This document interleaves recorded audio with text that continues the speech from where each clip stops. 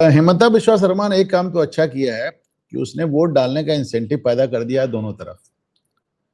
उन्होंने दोनों ही पक्षों में वोट डालने का एक इंसेंटिव पैदा कर दिया। उन्होंने बता दिया कि व्हाट इज एट स्टेक, दांव पर क्या लगा है। और मैं समझता हूं कि कोई भी आदमी इतना कुछ सुनने देखने के बाद वोटिंग डे पे छुट्टी नहीं मनाना चाहेगा। राहुल गांधी ने भी अपनी भूमिका अदा की। राहुल गांधी ने कल टीवी पर एक वीडियो जारी करके ये कहा कि वो तमाम लोग जिनसे हेमंता बिश्वा शर्मा ने जमीन छीनी है उन सबको हम 10 लाख पट्टे दे देंगे। हम घुसपैठिया पट्टा स्कीम चला रहे हैं, वो आप देखिए खुलेआम कह रहे हैं कि 10 लाख लोगों के नाम पट्टा कर देंगे जिनसे जमीन छीनी गई है। अब वो हेमंत बिश्वा शर्मा दौड़ दौड़ के जमीन बचा रहे हैं और वो कह रहे हैं हम सबको पट्टे जारी कर देंगे। मतलब बात ऐसा इतना खुला खेल फरुखावादी हो रहा है। मैं देख रहा हूँ राहुल गांधी सीधे घुसपैठियों को जमीन का वादा कर रहे हैं और ये खड़गे जी तो कह रहे हैं कि मुसलमानों नमाज तोड़ो और भाजपा आरएसएस वालों का नरसंहार करो। तो पवन खेड़ा तो आप देख ही रहे हैं कि मतलब तो हेमंता जी कौन से कम पीछे है।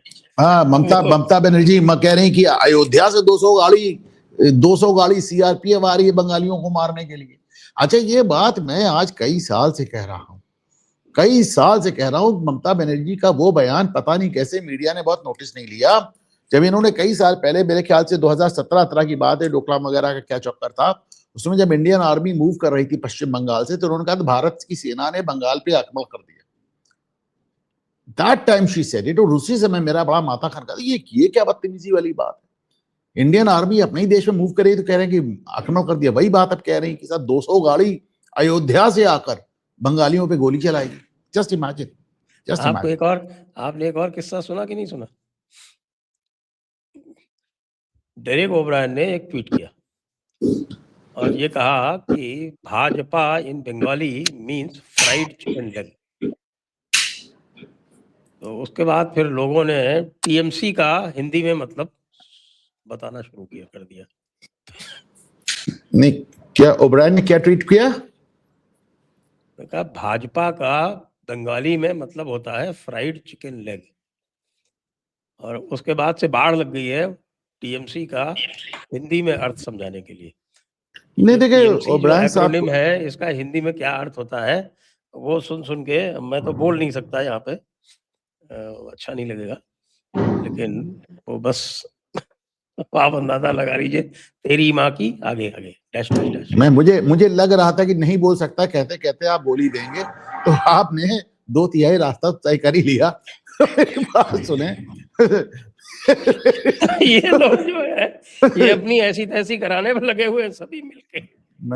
नहीं देखें डेरेक ओब्रायन साहब के साथ मेरी सहानुभूति है।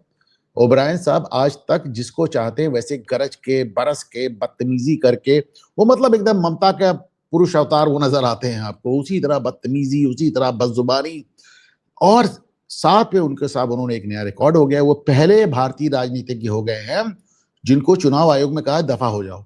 मतलब ऑफिस से पता नहीं, हो सकता धक्के के भी मरवाए हों जो नहीं बता रहे हैं वो शायद, लेकिन मतलब 7 मिनट की मीटिंग में दफा होने के गेट आउट, गेट लॉस्ट कहा गया।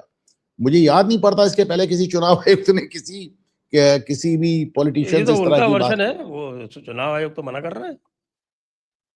चुनाव आयोग तो और बड़ा काम कर रहा है। चुनाव आयोग तो पहली बार एक ऐसा ट्वीट कर रहा है, कह रहा है टीएमसी को 2 टूक।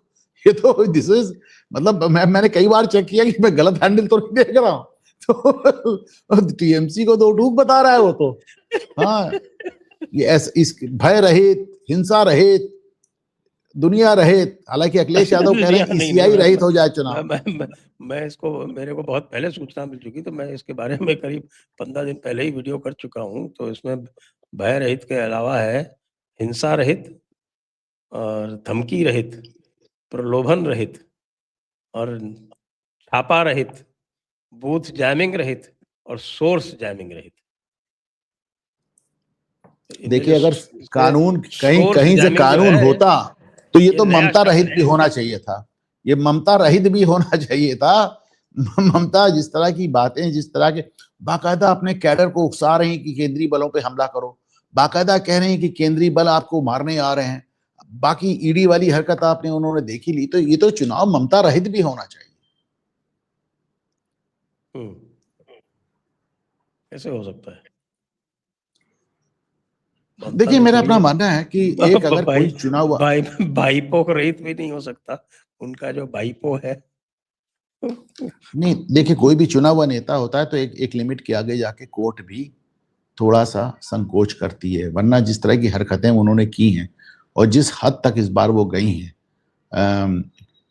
मुझे लगता है कि सामान्य परिस्थिति में कोई भी नेता उसको उसको तो उठा के बंद कर दिया जाए। इनफैक्ट मैं अभी भी कह रहा हूं, देखिए एक बात हुई कि साहब अभी राष्ट्रपति शासन लगाने से क्या फायदा, जब वो 7 जजेस को बंधक बनाया गया, कहा क्योंकि चुनाव आयोग तो ऑलरेडी सारा शासन अपने हाथ में ले चुका है। मेरा ये मानना है कि अभी राष्ट्रपति शासन लगाना जरूरी नहीं है, जरूरी है कि अभी राष्ट्रपति शासन लगा के 6 महीने तक यहाँ चुनाव ना कराया जाए। 6 महीने अगर आप वहां राष्ट्रपति शासन लगा कर रखें, उसके बाद चुनाव कराएं, तब शायद ये एक लेवल प्लेइंग फील्ड होगी।